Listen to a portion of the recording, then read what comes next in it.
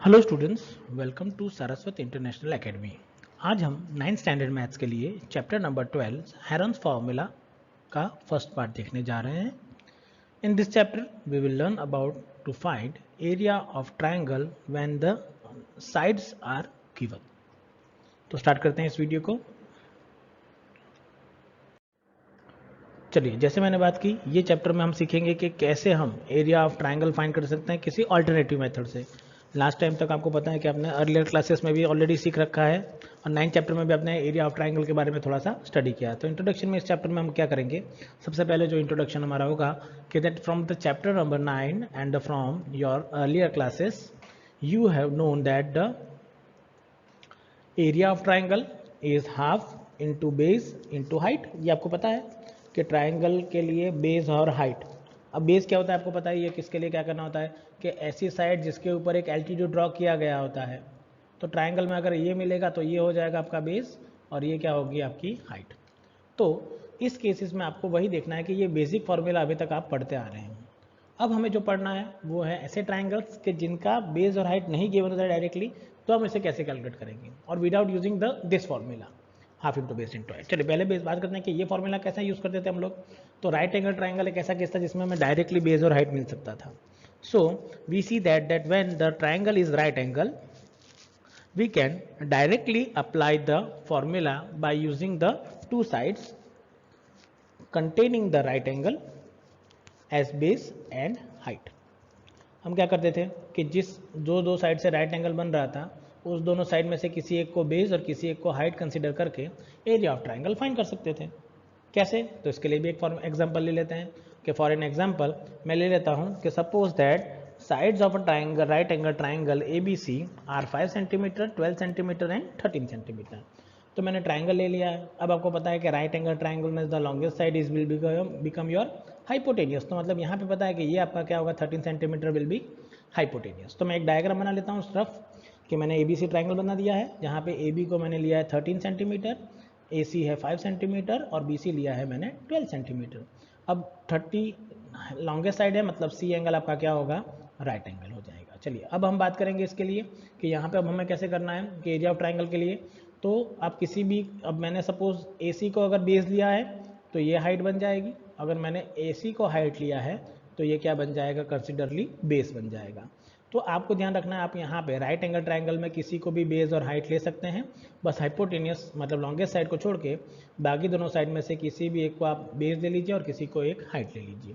सो मैं क्या करता हूँ, we take base as 12 centimetre and height as 5 centimetre. मतलब मैंने जो बी सी है उसे मैंने कंसिडर किया है मेरा बेस और जो ए सी है उसे मैंने कंसिडर किया है मेरे लिए height. So we can find area of triangle A B C by the formula half into base into height. So it is half into base into height which is equals to half into 12 into 5। चलो अब इसका answer कैसे 30 मिलेगा, कैसे 12 और 5 cancel हो जाएगा तो ये हो जाएगा 6। तो यहाँ पे आपको क्या मिल जाएगा, इट इज़ 30 सेंटीमीटर स्क्वायर। तो इस तरीके से आप इसका एरिया कैलकुलेट कर सकते हैं। आप किसी भी एक साइड को बेस और हाइट ले लीजिए तो भी आपका आंसर यही आने वाला रहेगा। तो ये नॉर्मल साइड है जिससे आप area of triangle find out कर सकते हैं। चलिए अगर और कोई टाइप का ट्राइंगल होगा, जैसे कि मैं ले लेता हूँ इक्विलेटर ट्राइंगल। अब इक्विलेटर ट्राइंगल के तो आपके पास डायरेक्टली फॉर्मूला अवेलेबल है कि अगर एक इक्विलेटर ट्राइंगल लूँगा, सपोज कि मैंने लिया कि ये 2 यूनिट्स वाला एक इक्विलेटर ट्राइंगल है, तो आपको पता है कि ये इस मुझे क्या बनाना पड़ेगा, एक एल्टीट्यूड। अब एल्टीट्यूड पता है कि इसे क्या करेगा हाफ फट, मतलब इसकी वैल्यू हो जाएगी 1 यूनिट। तो पाइथागोरस थ्योरम से करेंगे तो ये क्या होगा, it is under root of, ये हो जाएगा अंडर रूट ऑफ 4 माइनस 1, ये साइड माइनस ये side which will become under root of 3। मतलब अगर आप ये वाली साइड की एल्टीट्यूड की लेंथ फाइंड करेंगे तो वो मिलेगा आपको √3। चलो एल्टीट्यूड की वैल्यू √3 आ गई, उसके बाद आपको क्या करना है, सिंप्लीफाई करके वैल्यू फाइंड करनी है इसके लिए। चलिए तो अब अगर मुझे इसका एरिया कैलकुलेट करना है तो ये मेरा होगा बेस और ये मेरा होगा हाइट। तो फॉर्मूला क्या होगा, अगेन हाफ, बेस कितना होगा 2 यूनिट्स और जो हाइट मिलेगी वो क्या होगी √3। तो इसे कैंसिल करने पे आपको एरिया क्या मिल जाएगा √3 सेंटीमीटर स्क्वायर मतलब यूनिट स्क्वायर। और इक्विलेटर ट्राइंगल का एक फॉर्मूला भी मुझे पता है कि √3/4 into side square. Side square क्या है 2, तो मतलब वो भी क्या होगा 4। तो ये भी हो जाएगा, देखिए दोनों का आंसर सेम आ रहा है। तो मतलब इस तरीके से आप इसमें एल्टीट्यूड ड्रॉ करके भी या फिर फॉर्मूला से फाइंड आउट कर सकते हैं। पर अगर आपको फॉर्मूला नहीं रहा और आपको फाइंड करना है तो आप कैसे करेंगे? तो यहाँ पे मुझे एक फ़ायदा हो जाता है, क्योंकि इक्विलेटरल ट्राइंगल में मुझे पता है कि सारी लेंथ क्या होती है? इक्वल। अगर सारी लेंथ इक्वल है इट मीन्स कि मेरे पास तीनों साइड्स का वैल्यू गिवन है, तो उसको यूज़ करके मैं एक फॉर्मूला फाइंड आउट कर सकता हूँ। चलो वो कैसे करना है उसके लिए आगे बढ़ते हैं, हमारा मेन टॉपिक जो इस चैप्टर में हमें सीखना है। चलिए तो स्टार्ट करते हैं इस टॉपिक के लिए। तो ऐसा फॉर्मूला कि जो मुझे अगर length of the sides given है और मुझे एरिया फाइंड करना है, तो वो जो फॉर्मूला डिराइव किया था वो था मैथमेटिशियन हेरॉन्स। सो इसे हम कहेंगे Heron's formula to find area of triangle. चलिए फॉर्मूला क्या है सबसे पहले वो मुझे पता होना चाहिए। So the formula given by Heron's about the area of triangle is also known as Hero's formula. अब इसे हेरोस फॉर्मूला अपन कहा जाता है। फॉर्मूला क्या है पहले वो बात करते हैं। तो formula which is area of triangle, it is equals to under root of S into S minus A into S minus B into S minus C. अब यहाँ पे आ गया S into S minus A value into S minus B value into S minus C का under root आप निकालेंगे, so you will get area of triangle. अब बात करेंगे इसमें एस ए बी सी क्या होता है, तो उसके बारे में ध्यान रखते हैं। So here A B C are the sides of the triangle.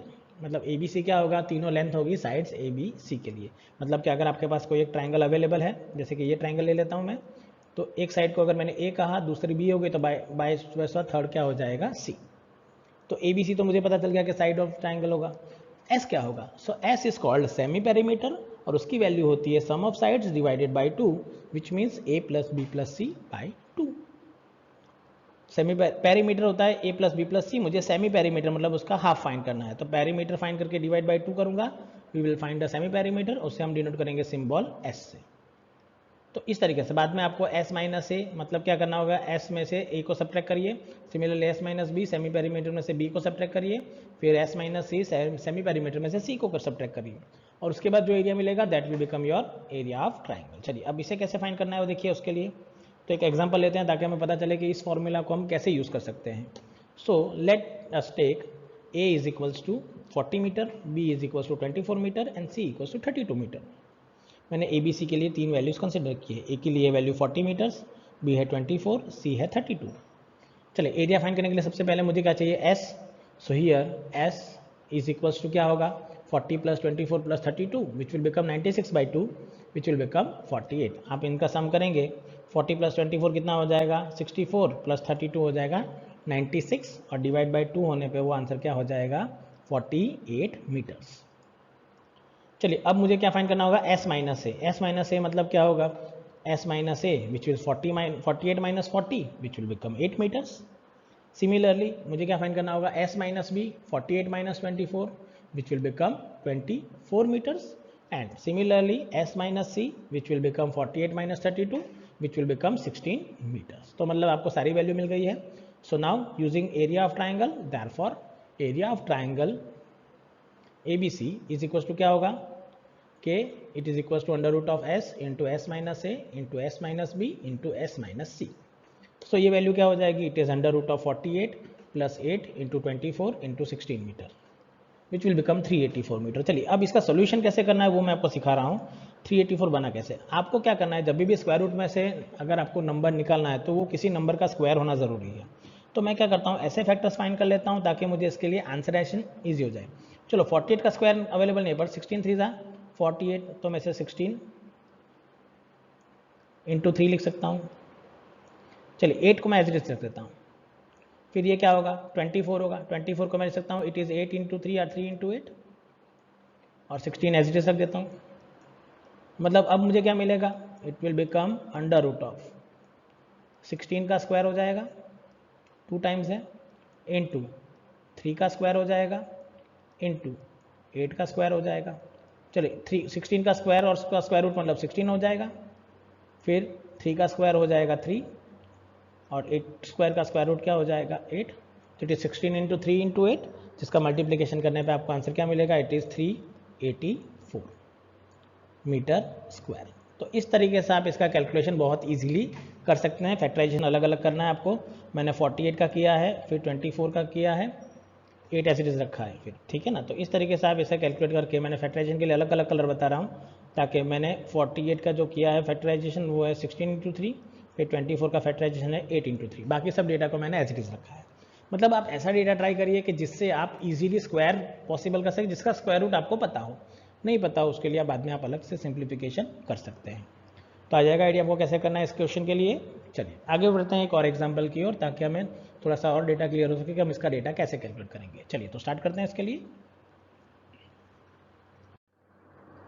तो स्टार्ट करते हैं आपके टेक्स्ट बुक के फर्स्ट एग्जाम्पल से, which is example number 1। Now given है that find the area of triangle two sides of which are 8 centimetre and 11 centimetre and the perimeter is 32 centimetre. चलिए मुझे क्या फाइंड करना है, area of triangle whose two sides are 8 and 11 and perimeter is 32। चलिए यहाँ पे मतलब suppose मेरे पास ए गिवन है कि मैं a इक्वल्स टू 8 ले कंसिडर कर ले रहा हूँ, b मुझे पता नहीं है तो b को मैंने 11 कर दिया। अब मुझे c नहीं पता है, पहले तो c थर्ड साइड होनी चाहिए, उसकी वैल्यू पता नहीं है यहाँ पे क्या है, तो c मुझे फाइंड करना है पहले तो। अब मुझे पेरीमीटर गिवन है, चलो पेरीमीटर इक्वल्स टू क्या गिवन है 32, ये आपको पता है यहाँ पे। तो पेरीमीटर क्या होता है, perimeter is equals to a plus B plus C होता है। तो अगर मुझे c की वैल्यू ना कैलकुलेट करनी होगी तो मुझे क्या करना होगा, perimeter minus a plus B करना होगा। समझ में आया कैसे करेंगे हम लोग। सबसे पहले सॉल्यूशन में हम क्या करेंगे, यहाँ पे फाइंड, मैंने एक ट्राइंगल बना दिया जिसका मुझे यूज़ करना था सॉल्यूशन में। Here we have perimeter is equals to 32, so a equals to 8 ले लिया और b इक्वल्स टू मैंने ले लिया 11। सो c क्या होगा, therefore third side c is equals to 32 minus 8 plus 11, मैंने कहा था p minus a plus b which will become 32 minus 19 which will become 13 centimetre. तो थर्ड साइड आपके पास हो गई है c 13 सेंटीमीटर। अब यहाँ पे थर्ड साइड कैसे फाइंड करनी है, वही केस आपको अलग अलग केसेस में पूछा जाएगा, तो आपको ध्यान रखना है कि आप इसे कैलकुलेट कैसे करेंगे। अगर आपको थर्ड साइड फाइंड करनी है तो मैंने बताया फॉर्मूला कौन सा यूज़ करेंगे आपके लिए कि third side c is equals to क्या होगा, perimeter minus of a plus B. तो ये फॉर्मूला आप डायरेक्टली यूज़ कर सकते हैं फॉर द थर्ड साइड। ठीक है, चलिए तो अब वैल्यू फाइंड कर लेते हैं। चलिए मुझे पहले फाइंड करना है s minus A, so 2s is equals to 32, so s is equals to 16 हो गया मेरे लिए। s की वैल्यू फाइंड करनी थी मुझे, तो s क्या हो जाएगा 16 सेंटीमीटर। ठीक है, चलिए अब बात करेंगे अब 2s कैसे मिला। अब बात करते हैं 2s कैसे आ जाएगा, तो पेरीमीटर का फॉर्मूला क्या होता है, perimeter is equals to a plus B plus C. अब डिवाइड बाई 2 करूंगा तो ये क्या हो जाएगा, s हो जाएगा। सो 2s, 2 को इधर मैं इधर ले जाऊंगा तो ये हो जाएगा 2s which will become your perimeter. ठीक है, तो 2s की वैल्यू किसके इक्वल में हो जाएगी, पेरीमीटर के इक्वल में, तो मैंने वैल्यू डाल दी, तो s की वैल्यू क्या आ गई 16। चलिए अब मुझे s minus A, s minus B और s माइनस सी फाइंड करना है। चलिए पहले होगा s minus A which is 16 minus 8 which will become 8 centimetre. चलिए उसके बाद s minus B which will become 16 minus 11 which will become 5 centimetre, and the third one s minus C which is 16 minus 13 और वो बन जाएगा आपके लिए 3 centimetre. चलिए formula, so therefore area of triangle is equals to क्या होगा, मैंने फॉर्मूला बताया था, it is under root of s into S minus A into S minus B into S minus C. So it is under root of 16 into 8 into 5 into 3 centimetre. चलिए which will become 8 to 30। चलिए 8 to 30 कैसे मिला, वापस मैं बताता हूँ उसके calculation कि आपको इसे कैसे करना है। तो 16 का मैंने कहा था 2 फैक्टर्स, 16 का स्क्वायर रूट आपको पता है क्या हो सकता है, तो 16 को मैंने एज इट इज रख दिया, कोई नहीं क्या। चलो 8 को मैंने डिवाइड कर दिया 2 पार्ट में, I can write it is 4 into 2 और इंटू 4 इंटू 2 हो गया, इंटू 5 इंटू 3। अब इस केस को कैसे सॉल्व करना है उसके लिए देखिए, तो 16 का स्क्वायर रूट क्या होगा 4, 4 का स्क्वायर रूट क्या होगा 2, तो वो बाहर आ गया आपके लिए। अब 2 5 3 का स्क्वायर रूट नहीं होगा, तो 5 3 ज़ा 15, 15 2 ज़ा 30, तो ये हो जाएगा 30 और 4 2 ज़ा क्या हो जाएगा 8। So you can say it is 8 root 30 centimetre square. तो इस तरीके से आप इसे इजीली कैलकुलेट कर सकते हैं एरिया ऑफ ट्राइंगल के लिए। तो आपको आइडिया आ जाएगा कि कैसे हम एरिया ऑफ ट्राइंगल फाइंड कर सकते हैं जब मेरे पास तीनों साइड की लेंथ अवेलेबल होगी। तो आज के वीडियो में बस हम यहाँ तक रुक जाएंगे, नेक्स्ट वीडियो में इसके नेक्स्ट एग्जांपल्स और एक्सरसाइज का डिस्कशन स्टार्ट करेंगे। So thank you very much for watching this video.